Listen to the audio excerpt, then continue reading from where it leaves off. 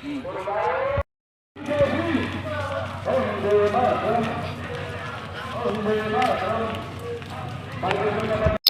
দিনের জন্য তাই এদেশি আগামী দিনে আমরা যেভাবে হোক আমাদের অনেক আলোচনা হয়েছে, আমরা কিছুদিনে এদেশি নির্বাচন হবে। এদেশিতে আপনারা কোনো চিন্তা করার কারণ নাই। 28টা বিজেপি সরকার হবে, 28টা জিতে মানুষের উন্নয়ন কাজ করবে এবং এদেশিকে আর সুস্থভাবে পরিচালনা করার জন্য বিজেপি সরকার বদ্ধপরিকর। এবং সবাইকে পরিশেষে সবাইকে আবার আমার আন্তরিক অভিনন্দন শ্রদ্ধা জানিয়ে আমার আলোচনা এখানে শেষ করছি। বন্দে মাতরম, ভারত মাতা কি জয়।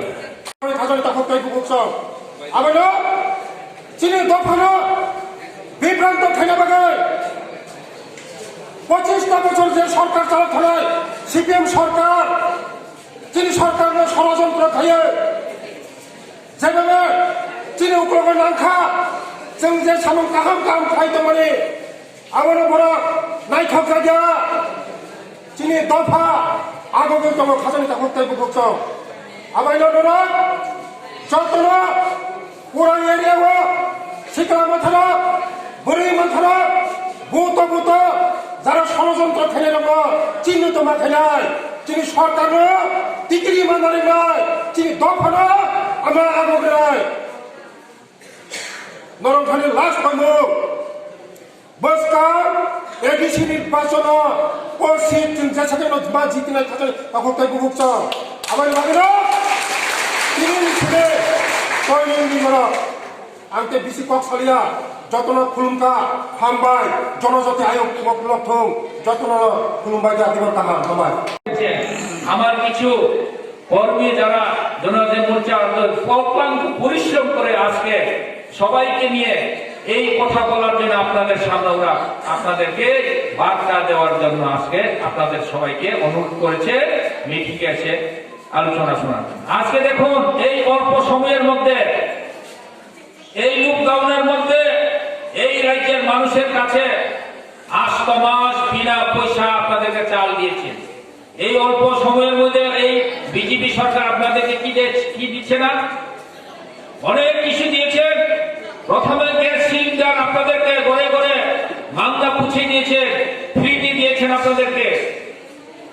এরপরে 8 মাস চাল আপনাদেরকে খাওয়াইছেন।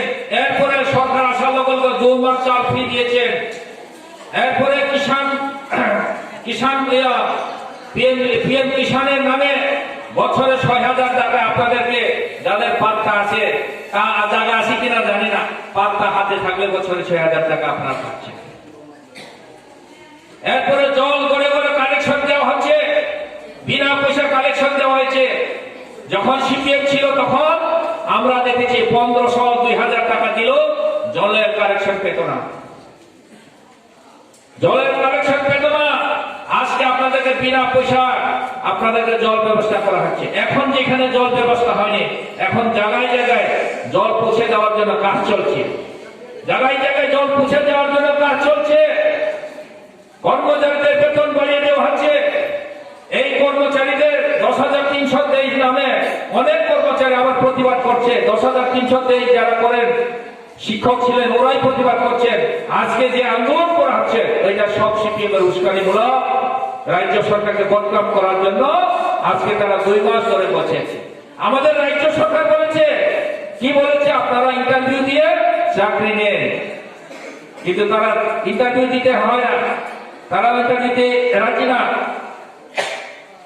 তাদের রাজি কি, তাদেরকে পুনরায় নিয়োগ করতে হবে। সুপ্রিম কোর্টের রায় রাজ্য সরকার কি পারবো? সুপ্রিম কোর্টের রায় রাজ্য সরকার পারবো? যদি রাজ্য সরকারই সিদ্ধান্ত নেই তাহলে অন্যান্য 29টা রাজ্য আছে, তাদের কাছে কি আইন, তারা ধরবে না? এর জন্য সুপ্রিম কোর্ট যে রায় দিয়েছে এই রায়ের সম্মান জানিয়ে রাজ্য সরকার তাদেরকে দিতে পারে। এটাই ভুল করে গেছেন আমাদের মানিক বাবু। রাজ্যে 25 বছর মুখ্যমন্ত্রী, 20 বছর মুখ্যমন্ত্রী ছিলেন,